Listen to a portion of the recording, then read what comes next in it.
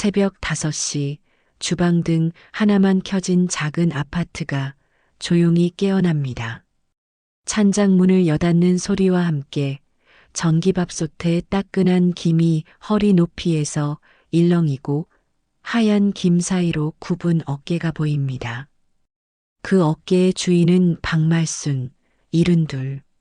젊어서 식당 주방에서 평생을 보냈고 기름 냄새와 칼질 소리에 귀가 먼저 반응하던 사람입니다. 그때 번 돈으로 자식 공부시키고 전세를 마련하고 버스비 아끼려고 새벽길을 걷는 게 일상이던 세월이었죠. 무릎과 허리는 그때 온전히 놓아둔 적이 없었습니다. 오늘도 파스를 떼어 새로 붙입니다. 파스를 붙일 때마다 끈적한 소리와 함께 오래된 습관처럼 될 수 있으면 오늘도 참고 넘겨야지라는 생각이 고개를 듭니다. 혈압약통을 흔들어 한 알건에 삼키고 물컵을 내려놓을 때 전화기 화면이 깜빡이며 오늘 일정이 떠오릅니다. 하늘이 김치 안 매운 거, 별이 고구마 으깬 것.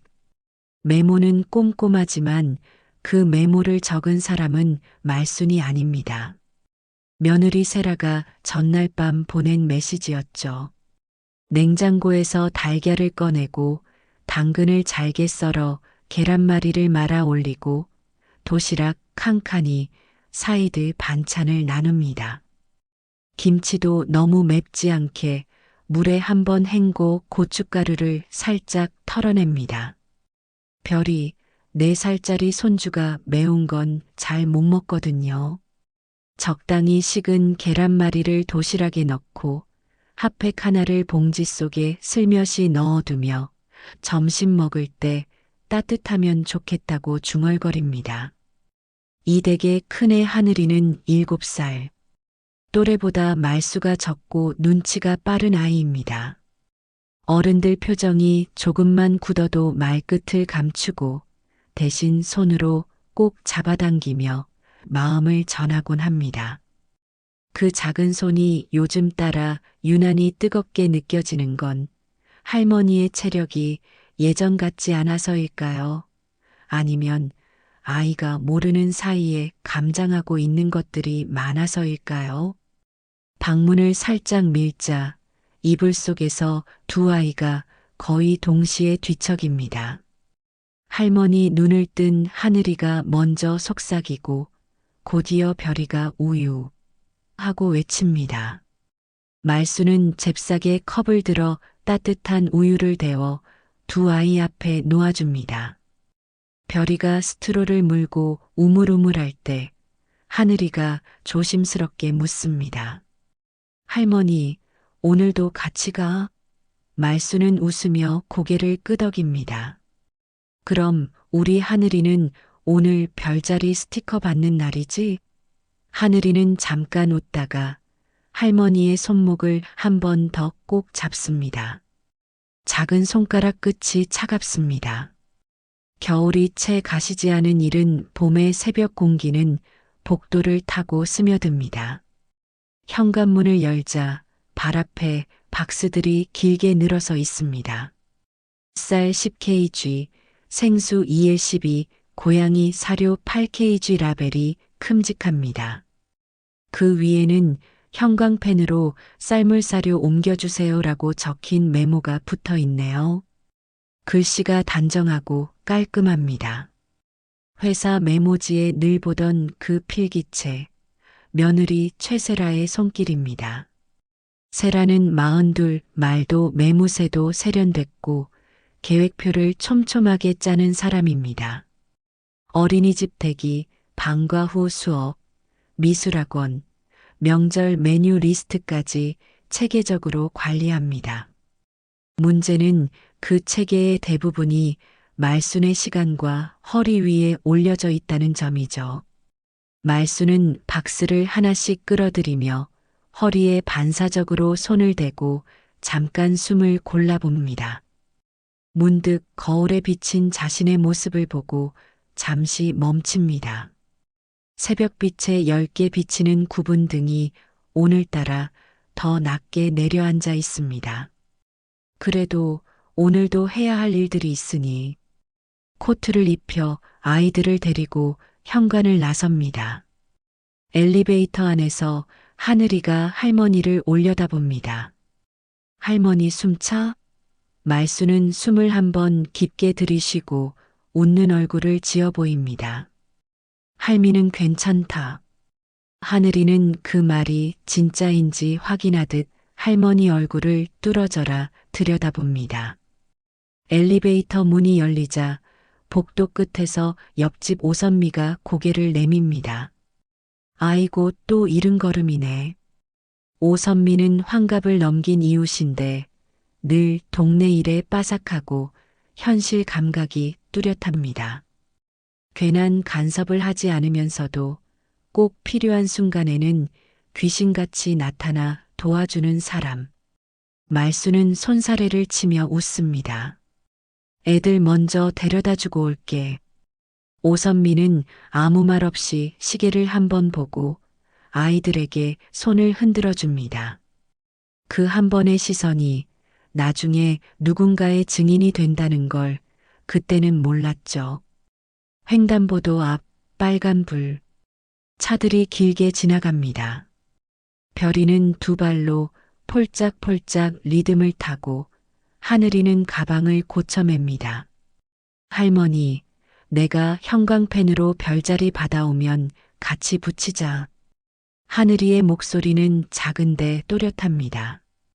말수는 손등으로 아이의 이마를 쓸어내립니다. 신호가 바뀌고 사람들의 발걸음이 한 번에 쏟아져 나옵니다. 보행 신호음 사이로 핸드폰 진동이 느껴져 화면을 봅니다. 오늘 회의 길어서요. 등원 후 집 정리 좀 부탁드려요. 저녁에 애들 과외, 미술학원 동행도요. 세라의 메시지는 마침표 하나 없이 흘러갑니다. 담담한 문장 안에 당연함이 눌어붙어 있습니다. 바로 이어 도윤에게서도 메시지가 옵니다. 엄마, 요즘 힘들죠? 근데 어린이집 대기가 길어요. 이번 달만 좀 주말에 치킨 사드릴게요. 말수는 답장을 쓰려다 손가락을 멈춥니다. 그래, 이번 달만. 이 말이 지나치게 익숙하다는 생각이 머리를 스칩니다. 아이들을 각각 어린이집과 학교 앞에서 내려주고 돌아오는 길, 등하원 차량들이 순서대로 서고 젊은 부모들이 커피를 손에 든 채 짧은 대화를 나눕니다. 그 사이를 조용히 지나치며 말수는 엘리베이터 버튼을 누릅니다. 거울 속의 자신이 다시 한번 눈에 들어옵니다. 교복 입은 학생이 아닌 작업복을 벗지 못한 사람처럼 보입니다. 집에 들어서자 현관 앞 박스들이 여전히 말없이 서 있습니다. 오늘 안에 옮기지 않으면 저녁에 또 다른 박스가 올 테지요. 말수는 허리에 매는 보호대를 더 단단히 조여봅니다. 그리고는 한 박스씩 부엌까지 끌어다가 정리합니다. 거실 한가운데 놓인 장난감 상자, 소파 위에 걸쳐진 아이들, 외투, 식탁 끝에 개어놓은 빨래. 이 집을 움직이는 톱니들이 모두 자기 손에 걸려 있다는 걸 손끝이 먼저 압니다. 한숨 돌리려 의자에 앉았다가 약 봉지를 다시 꺼내듭니다. 어젯밤에야 약을 먹었는데 오늘 아침엔 조금 어지럽네요. 아침약 한 알. 본능처럼 손이 두 알을 꺼내다가 스스로를 타이릅니다. 아냐, 한 알. 작은 플라스틱 컵에 물을 채워 천천히 삼키고 손잡이를 잡고 일어섭니다. 오늘 저녁은 아이들 좋아하는 미역국을 끓일까? 과외 선생님이 오면 간식은 뭘로 하지? 머릿속은 벌써 저녁으로 달려가는데 발은 아직 바닥에 붙어 있는 듯 무겁습니다. 문득 손바닥만 한 사진이 떠오릅니다. 식당 주방에서 밤 11시쯤 폐점 청소를 마치고 의자에 앉아 컵라면 후루룩 들이키던 그 시절. 젖은 앞치마를 바람에 말리며 칼을 광에 넣던 그때. 그때는 조금만 더 참자. 애들 크면 덜 힘들 거야가 주문처럼 입에 붙어 있었죠. 그런데 이상합니다. 애들이 다 컸는데 왜 다시 조금만 더가 시작되는 걸까요? 점심 무렵 세라에게서 사진이 하나 도착합니다. 오늘 하늘이 과제 공예 준비물이에요. 깔끔하게 정리된 체크리스트가 사진 속에 함께 들어 있습니다. 색종이 20매, 가위, 딱풀, 장식 스티커, 제본링.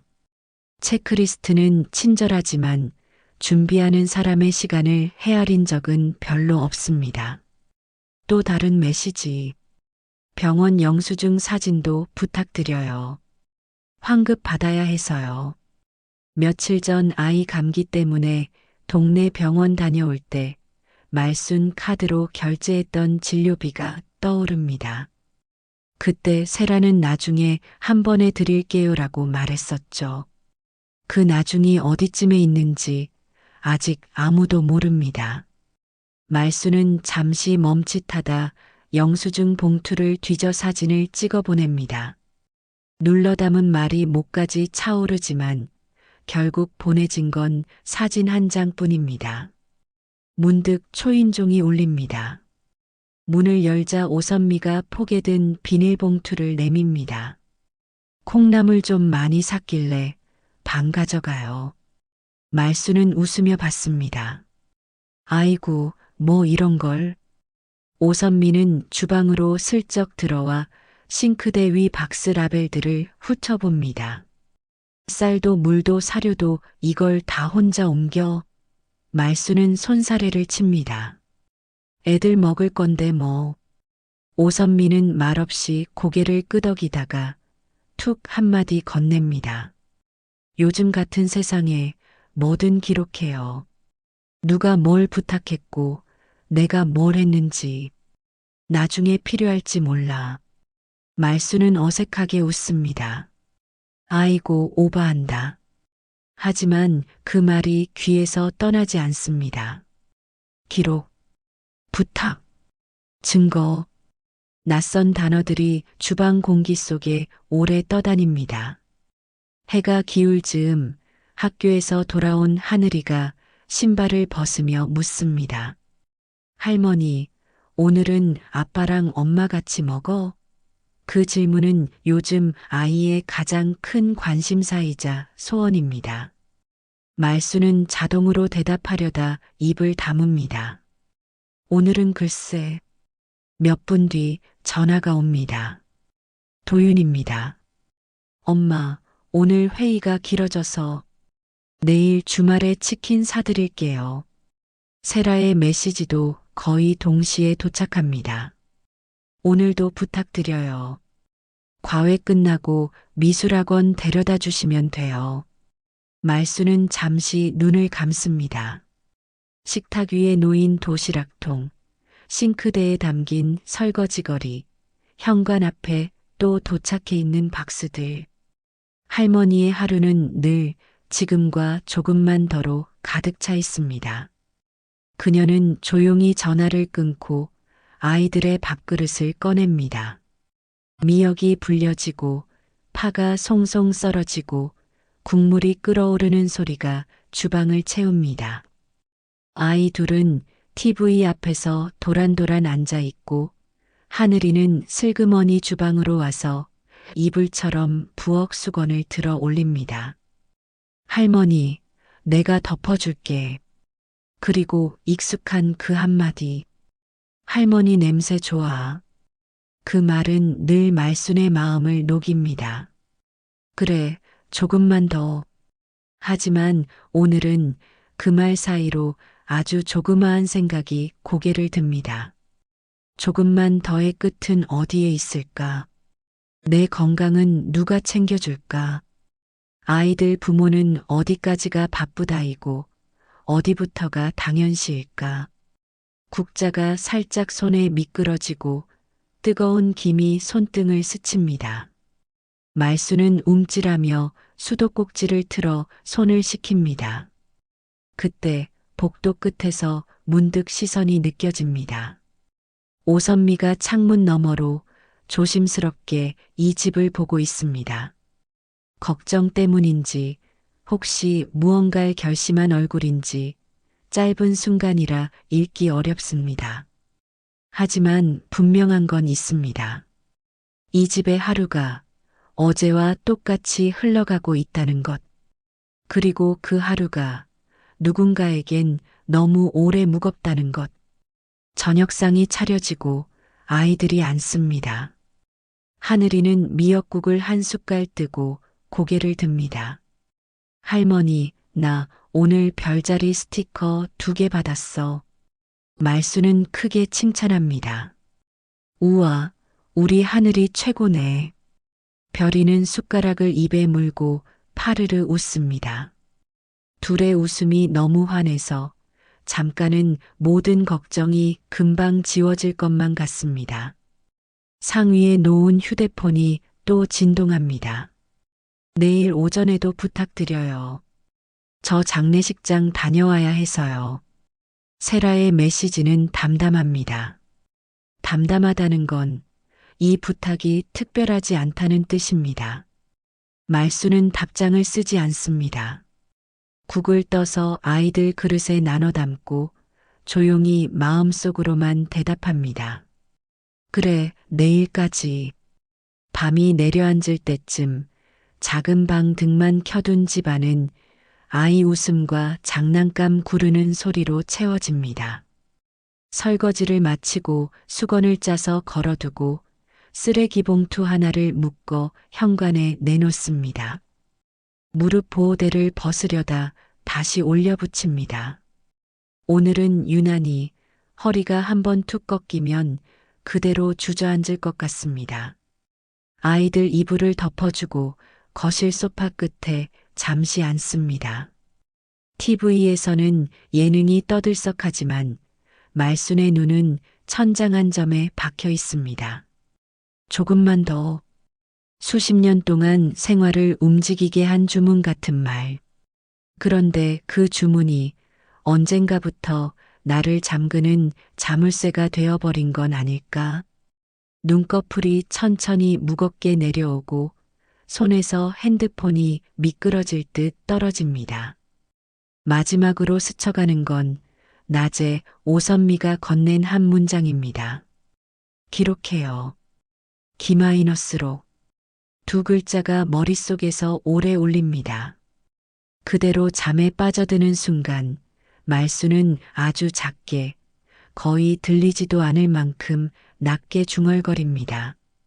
그래도 가족은 가족이지. 그 말에는 선량함과 체념 그리고 아주 미세한 저항이 한데 엉켜 있습니다. 내일도 새벽 5시 주방 불을 켜는 건 아마 여전히 그녀일 겁니다. 하지만 오늘 밤의 끝에는 어제에는 없던 생각 하나가 더 놓여 있습니다. 내일은 조금 다르게. 그리고 이건 아직 아무도 모릅니다. 이 집의 균형을 살짝 바꾸게 될 첫 번째 조각이 지금 막 마음속에 들어왔다는 것을. 저녁이 되면 말순의 하루는 끝나야 하지만 사실은 또 다른 시작이었습니다. 그날도 겨우 손주들을 어린이집에서 데려와 밥을 먹이고 씻기고 나니 시계는 벌써 저녁 8시를 가리키고 있었습니다. 그런데 며느리 세라에게서 메시지가 도착했죠. 휴대폰 알림창에는 이렇게 적혀 있었습니다. 어머니, 내일 과외랑 미술학원 동행 부탁드려요. 시간표는 캘린더에 올려놨어요. 말투는 공손해 보이지만 그 속에 요청이 아닌 지시가 숨어 있었습니다. 말순의 휴대폰 캘린더에는 이미 빼곡하게 일정이 차 있었습니다. 손주 하늘이의 태권도 학원, 별이의 피아노 수업, 그리고 병원 예약까지. 말 그대로 70이 넘은 말수는 아이들의 전담 매니저로 살아가고 있었습니다. 아들 도윤은 그런 어머니의 사정을 알면서도 애써 모른 척했습니다. 어느 날 말순이 조심스럽게 너희가 저녁은 같이 먹는 게 어때? 애들도 부모 얼굴 봐야 하지 않겠니라고 말을 꺼냈을 때도 도윤은 대수롭지 않게 웃어넘겼습니다. 엄마, 요즘 회사가 바빠요. 대신 애들이 엄마 밥만 찾으니까 그건 다행 아닌가요? 그 말은 칭찬 같았지만 사실상 책임을 떠넘기는 변명일 뿐이었습니다. 세라는 한술 더 떠 아이들이 어머니 반찬만 좋아해요라며 상황을 포장했습니다.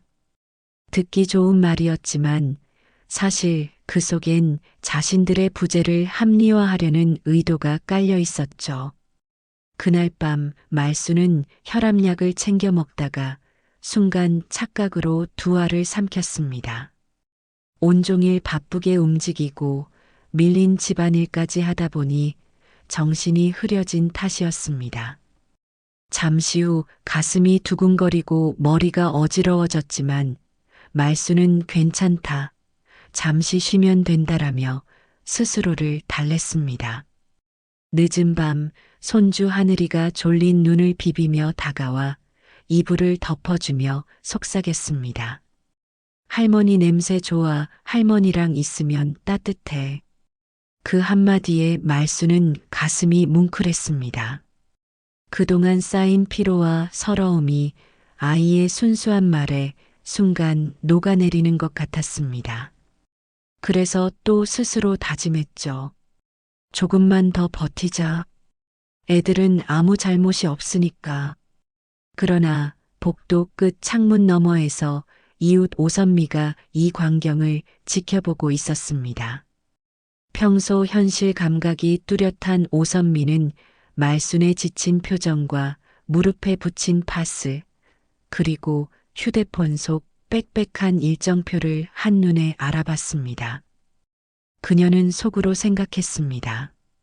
이건 분명 오래 못 간다. 말순 씨가 무너지기 전에 뭔가 방법을 찾아야 한다.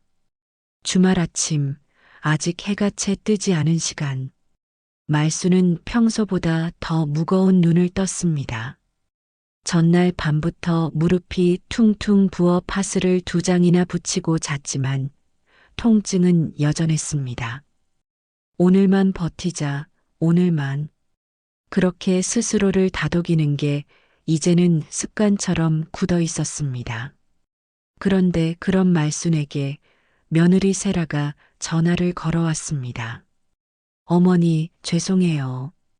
이번에 친척 상을 당해서요. 저희 둘 다 내려가야 하는데 아이들은 맡아주셔야겠어요. 이틀만 부탁드릴게요. 세라는 말할 때마다 죄송하다라는 표현을 곧잘 붙였지만 그 뒤에 이어지는 부탁은 늘 당연하게 느껴졌습니다. 말수는 순간 망설였지만 결국 대답을 바꿀 수 없었습니다. 그래, 다녀와라. 애들은 내가 볼 테니 걱정 말고. 그렇게 전화를 끊고 나니 가슴속 어딘가가 답답하게 뭉쳤습니다. 이틀 밤 손주 둘을 혼자 돌봐야 한다는 건 말순에게는 결코 가벼운 일이 아니었으니까요. 그날 오후 손주들은 집안을 뛰어다니며 놀았습니다. 거실에는 장난감이 흩어지고 부엌에는 끓여야 할 국과 밥솥의 취사음이 동시에 울렸습니다. 하늘이는 숙제를 한다며 책상을 차지했고 별이는 색연필을 꺼내와 벽에 그림을 그리려 했습니다. 말수는 허리를 굽히고 치우다 또 달래다 다시 밥을 올리며 쉴 틈이 없었습니다. 무릎은 벌써 퉁퉁 부었고 손목도 욱신거렸습니다. 하지만 아이들 앞에서 힘들다는 내색은 하지 않았습니다. 밤이 깊어가고 아이들을 겨우 재운 뒤 말수는 휴대폰을 무심코 열어보았습니다. 그리고 그 순간 눈을 의심할 만한 장면이 눈앞에 펼쳐졌습니다. 며느리 세라의 SNS 계정에 올라온 사진.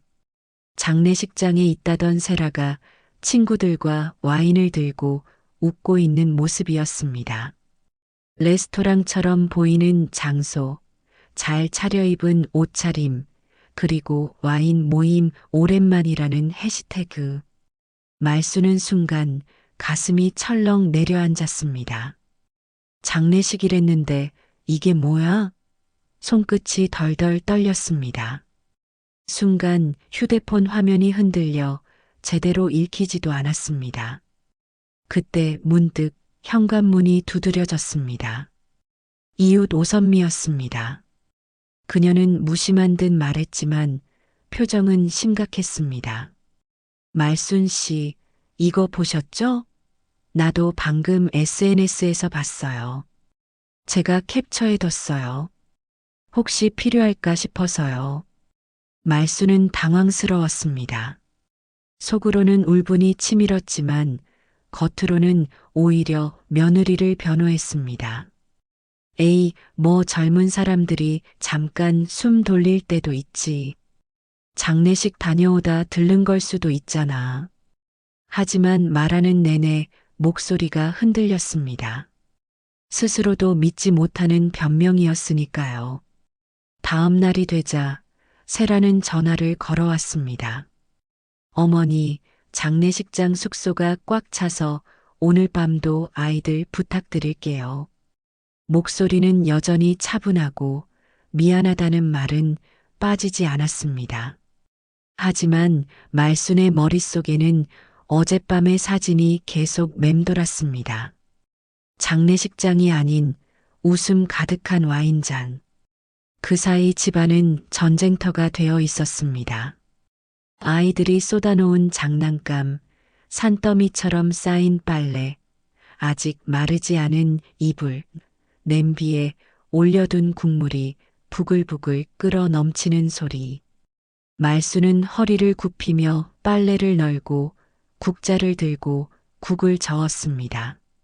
손목은 욱신거리고 다리는 퉁퉁 부었지만 멈출 수 없었습니다. 손주들이 배고프다 하면 밥을 차려야 하고 울면 달래야 했으니까요. 그 와중에 아들 도윤에게서 메시지가 도착했습니다. 엄마, 이번만 부탁드릴게요. 저도 어쩔 수 없네요. 힘드시면 제가 용돈 조금 보내드릴게요. 곧바로 송금 캡처가 따라왔습니다. 하지만 그 금액은 한숨이 나올 만큼 적은 돈이었습니다. 세라가 한번 미용실에 다녀올 비용에도 미치지 못하는 금액이었죠. 말수는 통장 잔액을 확인하다가 그대로 한숨을 내뱉었습니다. 숫자는 점점 줄어가는데 자신에게 돌아오는 건 허리 통증과 파스 냄새뿐. 문득 내가 왜 이렇게까지 해야 하나라는 생각이 스쳐갔습니다. 하지만 곧 아이들이 옆에서 할머니, 이거 같이 해요라며 종이접기를 들고 오는 바람에 또다시 웃는 얼굴로 자리에서 일어났습니다. 그날 밤 아이들을 재운 뒤 거실 한가운데 홀로 앉은 말순. 손바닥에 남은 빨래비누 거품 냄새와 무릎에 스며든 파스 냄새가 섞여 코끝을 찔렀습니다. 눈꺼풀은 무거운데 마음은 더 무거웠습니다. 그리고 다시 떠올랐습니다. 며느리의 SNS 사진 속 환한 미소. 정말 나는 이 집안에서 무슨 존재일까? 월요일 아침 말수는 새벽같이 눈을 떴습니다. 무릎은 여전히 부어 있었고 손목은 빨래줄을 잡던 탓에 시큰거렸습니다. 그런데 현관 앞에 커다란 비닐 가방이 놓여 있었습니다.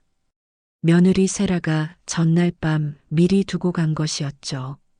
안에는 유치원 발표회에서 입힐 의상 3벌이 들어 있었습니다. 아이들의 공연을 앞두고 수선을 맡긴 셈이었습니다. 메시지에는 짧은 메모가 붙어 있었습니다. 어머니, 이거 애들 의상 좀 고쳐주세요. 내일까지 필요해요. 말수는 가방을 들여다보다가 한숨을 내쉬었습니다. 실밥이 풀린 자잘한 수선부터 허리선을 줄이고 어깨끈을 다시 다는 큰 일까지 결코 쉬운 작업이 아니었습니다. 옷감은 반짝거리는 합성 섬유라 바늘이 잘 들어가지 않았고 눈은 침침해 작은 바늘귀가 잘 보이지 않았습니다. 하지만 아이들 무대인데 대충 할 수는 없다는 마음에 말수는 안경을 고쳐 쓰고 바느질을 시작했습니다. 그러나 바늘은 몇 번이나 손가락을 찔렀고 손끝에서는 붉은 점이 톡톡 맺혔습니다. 파스 냄새가 가득한 방 안에서 작은 등불 아래로 말순의 그림자가 길게 늘어졌습니다. 그때 하늘이가 졸린 눈을 비비며 거실로 나왔습니다. 할머니, 엄마가 병원 영수증 사진 보내달래요. 빨리 보내야 한대요. 순간 말수는 멈칫했습니다. 병원 영수증이라니? 며칠 전 무릎이 심하게 부어 진료를 본 뒤 본인 카드로 결제했던 영수증이 떠올랐습니다. 내가 낸 건데 왜 영수증을 달라는 거지? 고개를 갸웃거리며 휴대폰을 확인하니 세라의 메시지가 도착해 있었습니다. 어머니, 병원비는 환급 처리해야 하니까 영수증 보내주세요. 나중에 정리해서 드릴게요. 말수는 속으로 중얼거렸습니다. 나중에? 그 나중이 언제 오긴 할까? 사실 그동안 세라가 나중에 드린다고 했던 건 수차례였습니다. 카드값, 마트비, 심지어 학원비까지. 하지만 제대로 돌려받은 적은 거의 없었습니다. 결국 말수는 영수증 사진을 찍어 보냈습니다. 그러나 마음 한구석에 캥김이 남았습니다. 그날 밤 혼자서 약봉지를 정리하며 중얼거렸습니다. 내 이름으로 내 돈 내고 치료받은 건데 왜 저쪽 통장으로 들어가야 하지? 한편 아들 도윤은 집에 돌아와도 분위기를 읽지 못했습니다. 엄마, 이번 달만 좀 도와주세요. 나 승진이 걸려 있어서 회사에 더 매달려야 하거든요. 그렇게 말하며 아내와 마찬가지로 책임을 교묘히 피해갔습니다. 도윤의 말은 늘 이번만으로 시작했지만 실제로는 몇 년째 이어진 부탁이었습니다. 거실 한가운데 아이들의 발표회 의상이 여전히 널려 있었고 손수건에는 바느질하다 묻은 핏자국이 희미하게 번져 있었습니다. 그 위로 파스 냄새가 진하게 감돌았습니다. 그 모습을 바라보던 옆집 이웃 오선미가 창문 너머로 말했다. 말순 씨, 그냥 참고만 하지 말아요. 며느리가 뭐 부탁했는지 다 기록해 두세요. 문자, 사진, 날짜까지. 언젠가 증거가 될 수도 있잖아요. 말수는 놀라서 창문 쪽을 바라봤습니다. 오선미의 눈빛은 단단했습니다. 순간 말순의 가슴 속에 억눌러 왔던 무언가가 꿈틀거렸습니다. 기록이라 내가 이렇게까지 힘들었던 걸 증명할 수 있을까? 그러나 여전히 입에서는 다른 말이 새어나왔습니다. 아이들 앞에서 뭐라 하긴 그렇잖아요. 괜히 집안만 더 시끄러워지고 그냥 내가 조금 더 하면 되는 건데 하지만 마음속에서는 서서히 균열이 생기고 있었습니다.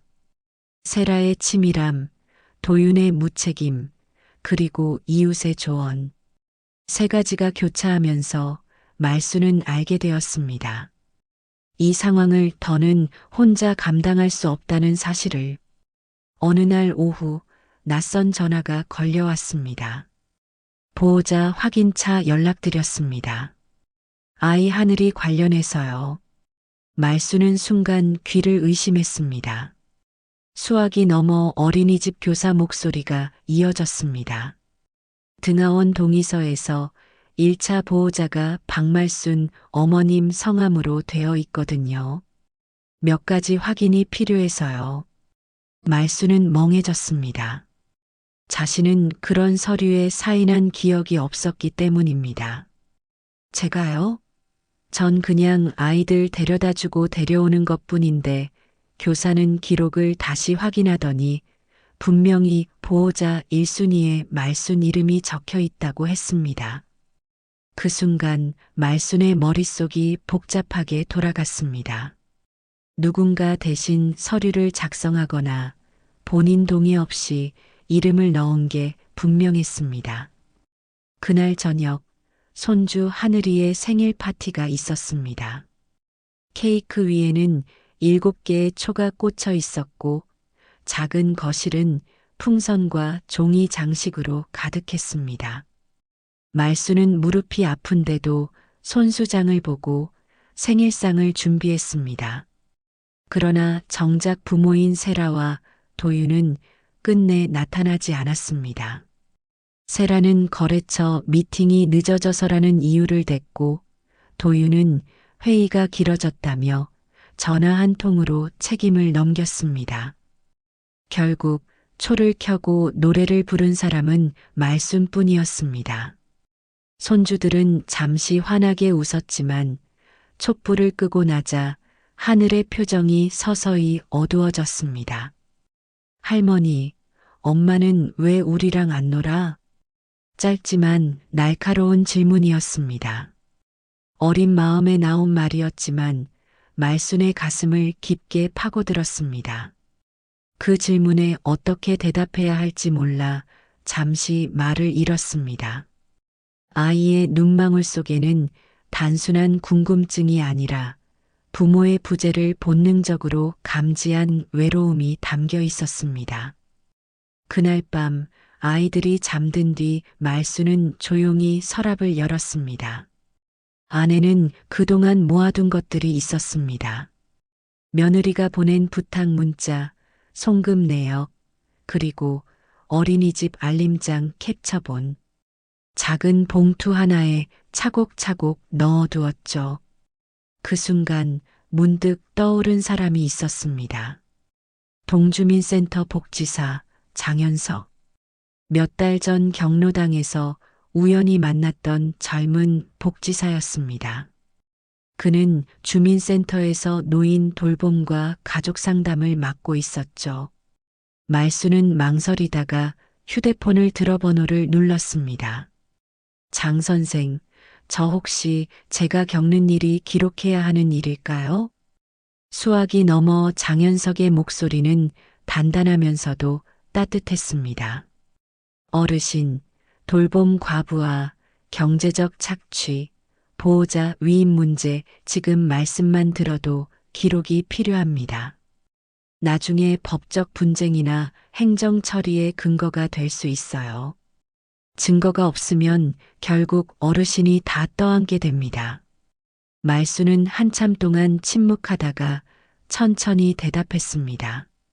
그럼 제가 모아둔 것들 보여드려도 될까요? 네, 어르신. 작은 문자 하나도 다 기록이 됩니다. 서류화해야 해요. 전화를 끊고 나서 말순은 다시 봉투를 꺼내 손끝으로 매만졌습니다. 봉투 속 작은 종이 조각들이 그저 일상의 흔적이 아니라 이제는 자신을 지켜줄 무기가 될 수도 있다는 생각이 들었습니다. 창밖에서는 이웃 오선미가 빨래를 걷고 있었습니다. 말순은 순간 창문을 열고 작은 목소리로 속삭였습니다. 오선미 씨 혹시 그날 봤던 거 기억하시죠? 내가 박스 들고 허리 굽힌 거. 오선미는 고개를 끄덕이며 대답했습니다. 말순 씨, 다 기억하고 있어요. 걱정 마요. 필요한 날이 오면 증인 되드릴게요. 말순은 그 말을 듣는 순간 오랜만에 가슴 깊은 곳에서 안도의 한숨이 터져 나왔습니다. 자신을 이해해주는 누군가가 있다는 사실, 그것만으로도 버틸 힘이 조금은 생겼습니다. 하지만 동시에 이제는 이 싸움이 피할 수 없는 현실이 되었음을 실감했습니다. 며칠 뒤 아침부터 몸이 유난히 무거웠습니다. 평소처럼 손주들의 등하원을 챙기려 했지만 발걸음이 자꾸 휘청거렸습니다. 말수는 괜찮다며 자신을 다독였지만 몸은 이미 오래전부터 한계에 다다르고 있었습니다. 아이들을 겨우 등원시킨 뒤 집으로 돌아오는 길 현관문을 열자마자 어지럼증이 몰려왔습니다. 시야가 빙글빙글 돌더니 그 자리에서 무릎을 꿇고 쓰러지고 말았습니다. 바닥은 차갑고 귀에서는 웅웅거리는 소리가 가득했습니다. 그 순간 7살 손주 하늘이가 놀라서 달려왔습니다. 할머니, 할머니 괜찮아? 숨 쉬어, 숨 쉬어. 작은 손이 휴대폰을 더듬어 119에 전화를 걸었습니다. 떨리는 목소리로 구조 요청을 하는 아이의 모습은 그 나이에 감당하기엔 너무 벅찼습니다. 곧이어 현관문이 열리며 이웃 오선미가 달려왔습니다. 소란을 들은 그녀는 재빨리 말순 옆에 무릎을 꿇었습니다. 말순 씨, 정신 차려요. 조금만 버텨요. 곧 구급대가 와요. 곧이어 구급차 사이렌이 아파트 복도에 울려 퍼졌습니다. 흰색 구급대원들이 들것을 들고 들어와 말순을 실어 나갔습니다. 아이들의 울음소리, 오선미의 다급한 위로가 뒤섞인 가운데 아파트 주민들이 문틈 사이로 호기심 가득한 눈길을 보냈습니다. 병원 응급실, 의사의 말은 냉정했습니다. 환자분은 과로와 탈수, 그리고 고혈압 악화가 겹쳤습니다. 이대로 방치했다면 큰일 날 뻔했습니다. 당분간 절대 무리하면 안 됩니다. 그때 병실 문이 열리더니 며느리 세라가 급히 들어왔습니다. 하지만 그녀의 첫마디는 충격적이었습니다. 어머니, 그럼 애들은 누가 봐요? 의사는 눈살을 찌푸렸고 오선미는 그 말을 듣고 참을 수 없다는 듯 혀를 찼습니다. 그러나 세라는 미안함보다는 짜증이 묻어난 얼굴로 팔짱을 끼고 있었습니다. 저희도 일해야 하는데 어머니가 갑자기 이러시면 저희는 어떻게 하라는 거예요? 뒤이어 들어온 아들 도윤도 상황을 수습하기는커녕 고개를 긁적이며 말했습니다. 엄마, 이번 달만 좀 더 버티면 안 돼요? 나 승진 심사 중이라 회사에서 눈치가 장난 아니에요. 순간 말순의 눈가에 눈물이 맺혔습니다. 자신이 지금 병상에 누워 있는데도 아들과 며느리의 입에서 나오는 말은 오직 자기들 사정뿐이었습니다. 그때 장현석 복지사가 병실에 들어왔습니다. 주민센터 담당자로서 응급 상황 보고를 받고 달려온 것이었습니다. 그는 차분하지만 단호한 목소리로 말했습니다. 가족분들, 지금 중요한 건 어르신의 건강입니다. 어르신은 과로와 돌봄 과부하로 쓰러지신 겁니다. 더 이상 혼자서 아이들을 책임지게 하면 안 됩니다. 세라는 발끈했습니다. 이건 가족끼리 일인데 왜 복지사가 나서요? 남이 참견할 일이 아니잖아요. 그러나 장현석은 흔들림 없이 대응했습니다. 가족 문제라 하더라도 보호자 위임이나 경제적 착취가 의심되면 행정 절차가 개입해야 합니다.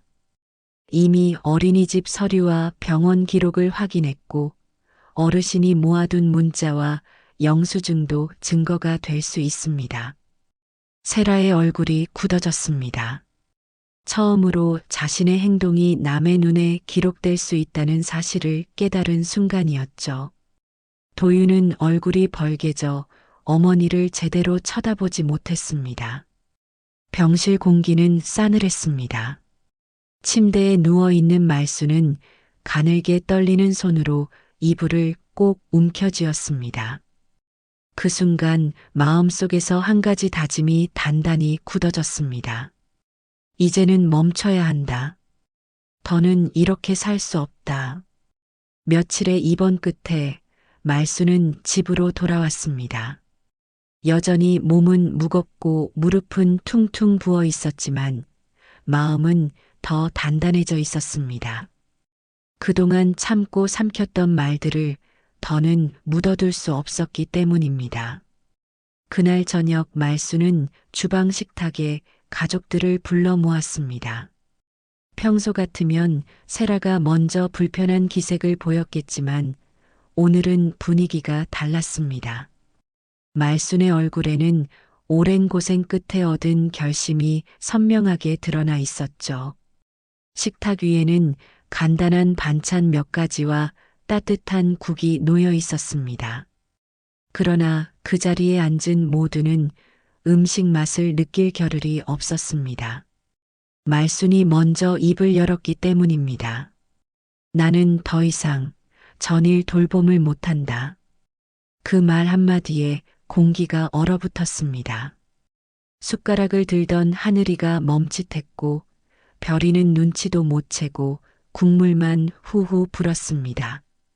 하지만 세라는 표정을 굳히더니 곧바로 목소리를 높였습니다.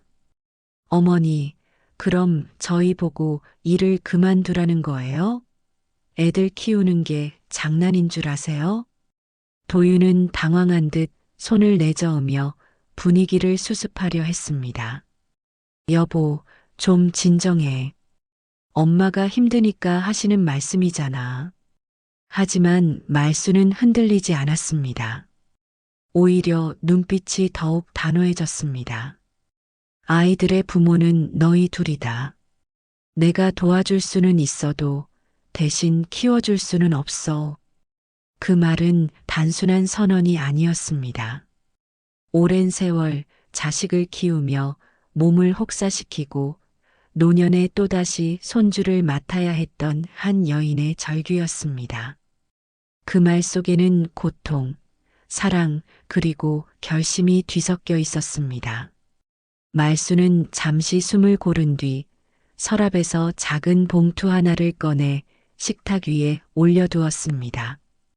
봉투 안에는 지난 몇 달간 모아온 문자 캡처, 송금 내역, 병원 영수증, 어린이집, 알림장 사본이 들어 있었습니다. 혹시 필요하면 복지사장 선생님과 다시 오겠다. 세라는 봉투를 흘끗 보더니 입꼬리를 비웃듯 올렸습니다.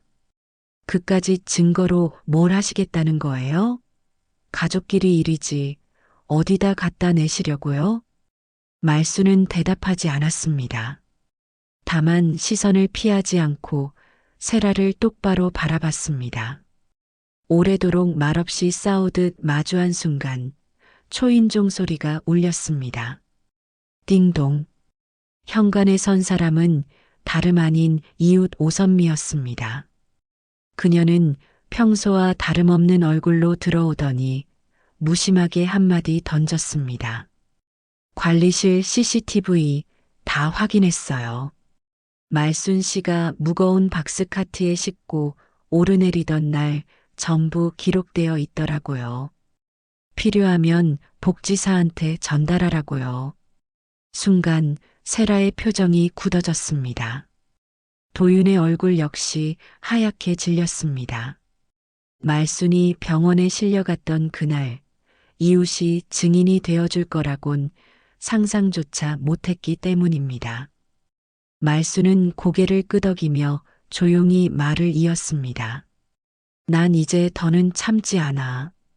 가족이라는 이름으로 내 몸과 시간을 당연히 쓰라고 하지 마라. 난 엄마다. 하지만 동시에 한 사람이다. 그 순간 도윤의 눈가가 흔들렸습니다. 엄마, 그렇게 힘들었어요? 그는 그제야 어머니의 주름진 손과 무릎 보호대를 똑바로 바라봤습니다. 늘 당연하게만 여겼던 희생이 사실은 버거운 짐이었다는 사실을 처음 깨달은 듯 했습니다. 세라는 여전히 물러서지 않았습니다. 저도 제 커리어가 중요해요. 제가 애랑 집에만 있으면 회사에서 뭐라고 하겠어요. 그럼 저만 희생하라는 겁니까? 말수는 차분히 대답했습니다. 너희 둘이 함께 나눠야 한다. 누군가 한 명만 희생하는 게 아니라. 그때 장현석 복지사가 도착해 회의를 주선했습니다.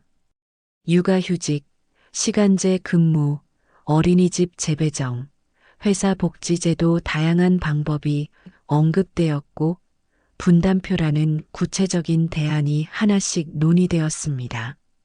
식탁 위 공기는 여전히 무겁고 세라의 얼굴은 굳어 있었지만 이제 판은 바뀌기 시작했습니다.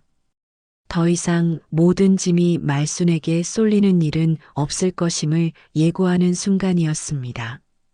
말순이 내민 봉투와 오선미의 증언, 그리고 복지사의 단호한 목소리는 결국 식탁 위의 공기를 바꿔놓았습니다.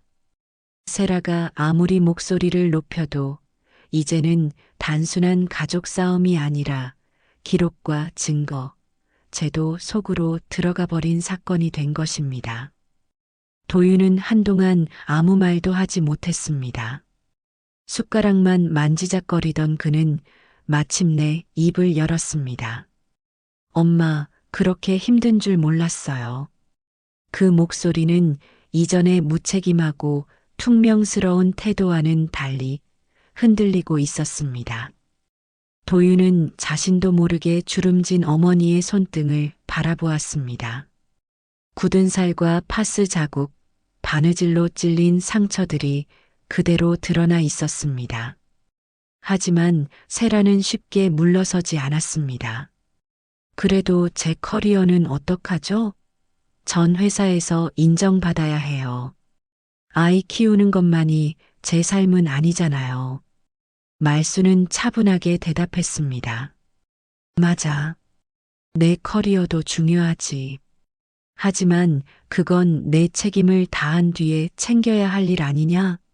아이들 부모는 너희 둘이니까.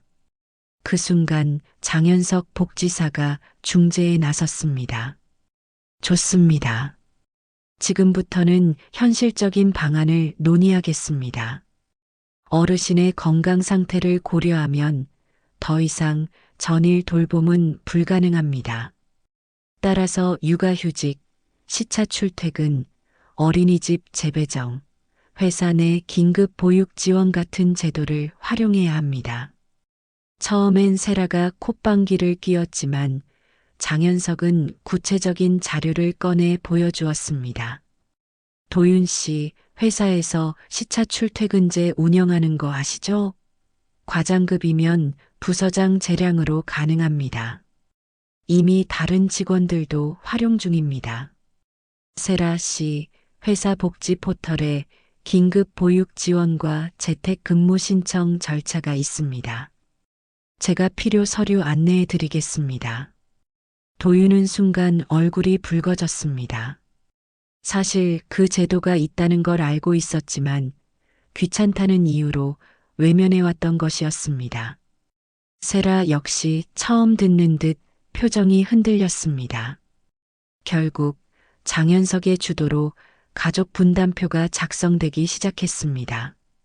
도윤은 주사회 저녁 등하원과 주말 학원 동행을 맡기로 했고 세라는 회사 복지를 활용해 주의회 재택근무를 신청하기로 했습니다. 나머지는 어린이집 연장 보육과 긴급 돌봄 제도로 메꾸기로 했습니다. 처음엔 세라가 불만을 표했지만 장현석이 단호하게 말했습니다. 지금 이 상황을 외면하면 더 큰 문제가 생깁니다. 경제적 착취로 조사에 들어갈 수도 있고 아이들 정서에도 큰 상처가 남습니다. 지금 선택하는 게 훨씬 낫습니다. 말수는 묵묵히 그 과정을 지켜봤습니다. 오랜 세월 무겁게만 느껴졌던 가족이라는 무게가 처음으로 자신을 짓누르지 않는 순간이었습니다. 회의가 끝나고 하늘이가 조심스럽게 다가와 속삭였습니다. 할머니, 이제 좀 쉬세요. 아빠랑 엄마가 같이 할 거라 했잖아요. 말수는 아이의 말에 눈시울이 붉어졌습니다. 작은 손이 자신의 주름진 손을 꼭 잡아주었기 때문입니다. 그날 밤 집 안 공기는 달라져 있었습니다.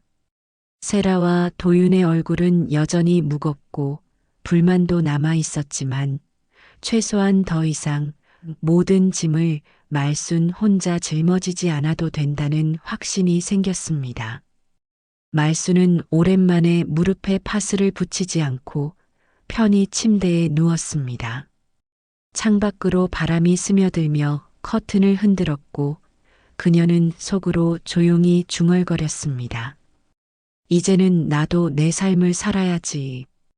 한 달이라는 시간이 흘렀습니다. 그동안 집안은 눈에 띄게 달라져 있었습니다. 예전처럼 말순 혼자서 새벽부터 밤까지 분주히 뛰어다니는 일은 사라졌습니다. 냉장고 문에는 분담표가 붙어 있었고 칸칸이 체크된 동그라미 표시가 빼곡히 채워져 있었습니다. 그 동그라미 하나하나는 가족이 조금씩, 그러나 분명히 변하고 있다는 증거였습니다. 이제 도윤의 퇴근 시간은 예전보다 앞당겨졌습니다. 부서장과 면담 끝에 시차 출퇴근제를 허용받은 덕분이었습니다. 회사에서는 눈치를 보느라 망설였지만 도윤은 장현석 복지사의 조언대로 관련 서류를 제출했고 결국 승인을 받아냈던 겁니다. 그 결과 저녁 7시 무렵이면 도윤이 집에 들어와 아이들과 함께 식탁에 앉게 되었습니다. 세라 역시 달라졌습니다. 물론 처음에는 불만을 토로하며 내 커리어가 중요한데 이런 조정을 하면 불이익을 받지 않을까 걱정했습니다. 그러나 회사 내 긴급 보육 제도와 재택 근무 제도를 실제로 활용해 보니 생각보다 불가능한 일이 아니라는 걸 알게 되었습니다. 이제는 주 2회 집에서 업무를 보며 아이들을 챙길 수 있었고 그만큼 말순의 어깨는 한결 가벼워졌습니다. 저녁 식탁 풍경도 달라졌습니다. 예전에는 아이 둘과 말순만이 앉아 조용히 밥을 먹었지만 이제는 네 식구가 둘러앉아 웃음소리를 내는 일이 잦아졌습니다. 도윤이 젓가락으로 반찬을 집어 아이 접시에 올려주면 하늘이는 아빠가 해줬다 라며 기뻐했고 별이는 수저를 들고 장난을 치다 혼나기도 했습니다. 그런 소소한 풍경 속에서 말수는 비로소 가족이란 함께 시간을 나누는 것이라는 걸 다시 확인했습니다. 그뿐만이 아니었습니다. 말순 자신도 변화를 맞이했습니다. 매일 손주 돌봄에 지쳐있던 과거와 달리 이제는 일주일에 2번 경로당에서 스트레칭 수업을 듣기 시작했습니다. 처음에는 몸이 뻣뻣해 따라하기 힘들었지만 몇 주 지나자 무릎 통증도 조금은 완화되는 듯 했습니다. 무엇보다도 그 시간만큼은 오롯이 자신을 위한 시간이라는 사실이 말순에게 큰 위로가 되었습니다. 아이들도 달라졌습니다. 하늘이는 학교 독서왕 상장을 받아왔습니다. 할머니, 나 책 많이 읽었어.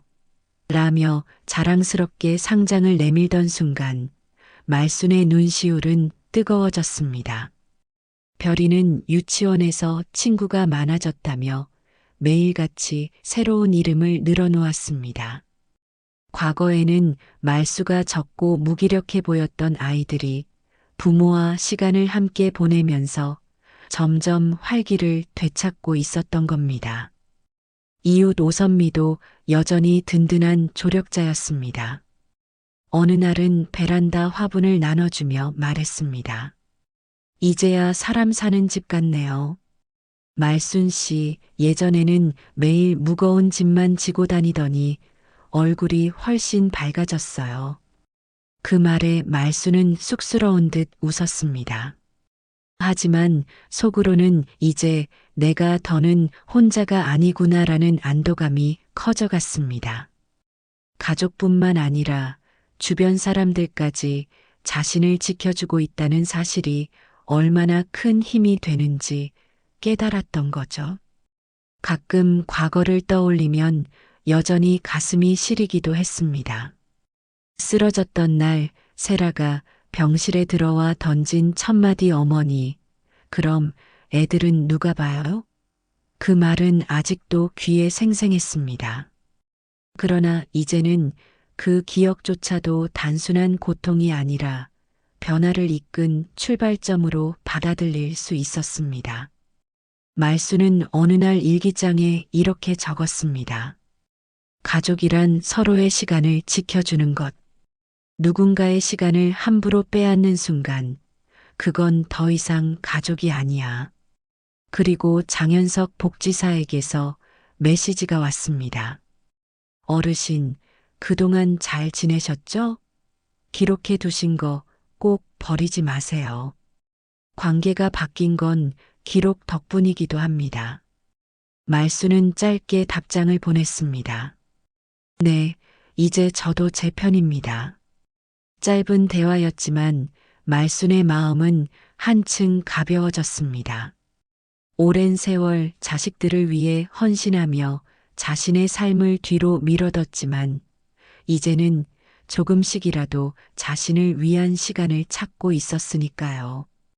봄이 찾아왔습니다. 긴 겨울을 지나 새싹이 돋아나는 계절, 말순의 마음도 어느새 한결 가벼워져 있었습니다. 그날은 손주 하늘과 별의 소풍날이었습니다. 아침 햇살이 창문을 두드릴 때 말순은 도시락을 준비했습니다. 예전 같았으면 커다란 보온통에 밥이며 반찬을 수북이 담아 허리 굽혀 쌌겠지만 오늘은 단출했습니다. 작은 김밥 2줄, 과일 몇 조각, 달걀 프라이와 아이들이 좋아하는 주먹밥. 이 정도면 충분하다는 생각이 들었습니다. 더 이상 남에게 잘 보이려고 억지로 힘을 내는 사람이 아니라 자신의 한계를 알고 그 안에서 최선을 다하는 사람이 되었기 때문이었습니다. 도시락 가방을 들고 천천히 공원으로 향하는 길, 말순의 걸음은 느렸지만 안정감이 있었습니다. 무릎 보호대를 조여매고 한 발 한 발 내딛는 그 길은 마치 지난 세월 자신이 걸어온 험한 길을 닮아 있었습니다. 그러나 이제는 혼자가 아니었습니다. 아이들, 아들, 며느리, 그리고 이웃과 복지사까지 주변에 기대어 걸을 수 있는 사람들이 있다는 사실이 마음을 든든하게 했습니다. 공원에 도착하자 하늘과 별이 환하게 달려와 안겼습니다. 할머니, 우리 반 애들 다 왔어. 별이의 목소리는 종달새처럼 맑았습니다. 그 옆에서 세라는 휴대폰을 들고 사진을 찍었고 도유는 돗자리를 펼치며 아이들이 뛰놀 수 있도록 자리를 마련했습니다. 예전 같으면 이 자리에서 세라는 늦게 나타나거나 전화기만 붙잡고 있었을 겁니다. 도유는 회사 핑계를 대며 빠져 있었겠죠. 하지만 오늘은 달랐습니다.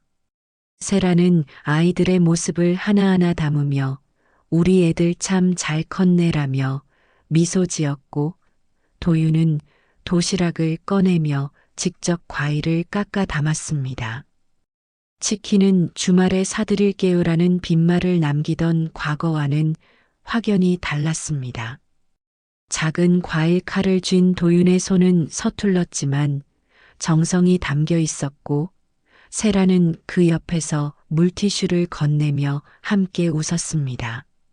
하늘과 별은 공원 한쪽에서 달리기를 하며 깔깔댔습니다. 예전엔 눈치를 보며 말수가 줄던 아이들이 이제는 소리내어 웃으며 땀을 흘리고 있었습니다. 그 모습에 말순의 마음은 절로 풀어졌습니다. 아이들이 행복하다는 사실이 자신이 더 이상 대체 부모가 아니라는 증거였으니까요. 도시락을 먹고 나서 하늘이 장난스럽게 물었습니다. 할머니, 오늘은 누가 설거지해? 그 순간 도윤과 세라가 동시에 손을 번쩍 들었습니다. 아이들이 깔깔거리며 웃었고 말수는 조용히 고개를 끄덕였습니다. 이 작은 장면 하나에도 예전과는 완전히 달라진 공기가 느껴졌습니다.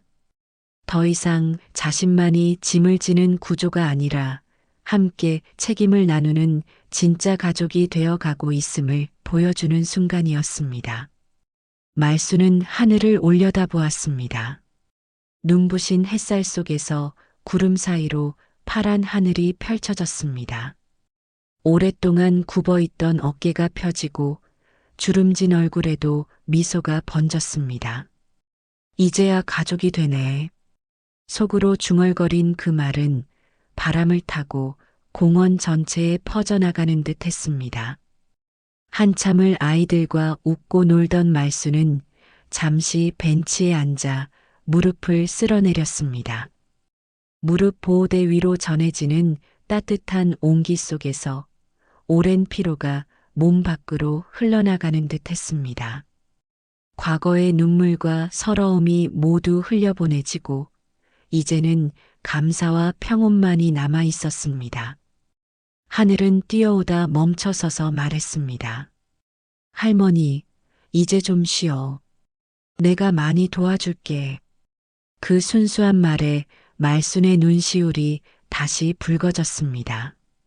아이들의 마음이 이렇게 곱게 자라났다는 사실 하나만으로도 지난 고생이 헛되지 않았다고 느껴졌습니다. 옆자리에서 오선미가 손을 흔들며 다가왔습니다. 화분을 안고 와, 이건 봄맞이 꽃이에요. 말순 씨 집에 두면 더 환해질 거예요. 라며 건넸습니다. 함께 웃고 이야기 나누는 그 순간 말순은 깨달았습니다. 인생은 혼자 짊어지는 게 아니라 나눌 때 비로소 의미가 있다는 것을요. 봄바람이 불어와 머리칼을 흔들었습니다. 아이들의 웃음, 아들과 며느리의 달라진 태도, 이웃의 따뜻한 손길까지 모든 게 겹쳐져 한 장의 그림처럼 마음속에 새겨졌습니다. 말수는 천천히 눈을 감고 속삭였습니다. 이제야 내가 진짜 내 편이 되었구나. 여러분, 부모의 희생은 당연한 게 아닙니다. 말순 씨처럼 늦은 나이에 또다시 육아 전쟁에 끌려 들어간다면 여러분은 어떻게 하시겠습니까? 영상이 도움이 되셨다면 좋아요와 구독 눌러주시고 댓글로 여러분의 생각도 남겨주세요. 작은 한마디가 큰 힘이 됩니다.